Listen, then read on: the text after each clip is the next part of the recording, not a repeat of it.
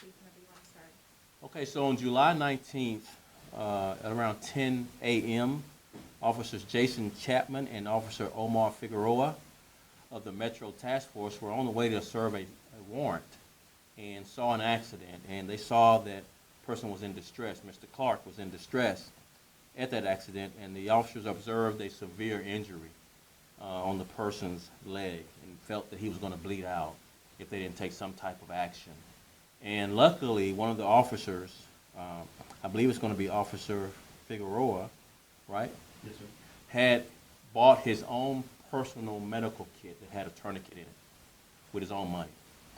And he applied that tourniquet along with the help of Jason Chapman and saved his life, saved Mr. Clark's life. But for DFR, the fire department coming and continuing the care, there wouldn't have been enough time to get there. So their quick actions, and believe me, one of the things that we value the most is when officers can save a life.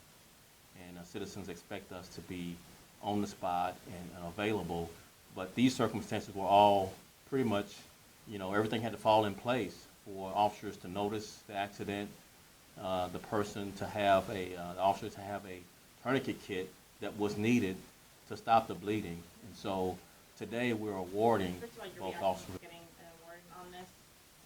It's an unfortunate set of circumstances, obviously, that this happened. I'd honestly rather not receive the award and the gentleman have, just not been injured. But luckily we were there at the time that it happened. And like the chief said, a great set of circumstances that put us there, that Fig had purchased the tourniquet. And actually we had changed cars that morning, and before we pulled out, he goes, "Hey, I need to go grab our med kit," because in the Metro unit we run felony warrants. I think we did 20 plus last week.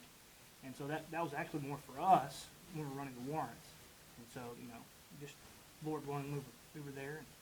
And he can tell you, he actually saw the accidents. Yeah, we were, like we said earlier, we were running a felony warrant, and basically we stopped at a light, and I see a wrong way driver, and I actually flashed my lights at her, to get her to realize that she was going the wrong way, but the other driver had a green light, and he had one way also, and they never saw each other.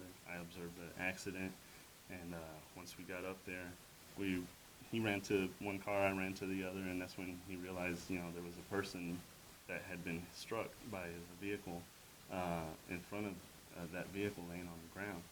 And basically, we're talking to each other, we see all that major blood loss, and it just kicked in and said, "Hey, we need the tourniquet that's in the car." And so I ran over to the car, he stayed with him, grabbed the tourniquet, he lifted his leg up, I slipped the tourniquet on, and it was like, compared to turning a water faucet off.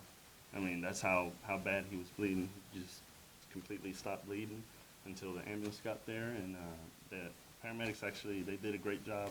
Rescue 18 came out, and we thanked them, worked together, and they actually thanked me for, having a tourniquet and being able to stop the blood loss. And we went and saw Mr. Clark today. And it looks like he's going to be able to keep his leg, and he's going to be fine. So he's at Baylor. He's undergone a couple surgeries, and he was scheduled for another one today, but he was very grateful, and he was happy that we were there at the right place at the right time, and glory to God that he put us there at that time. Thank you. I can do the rest. Yeah. Okay.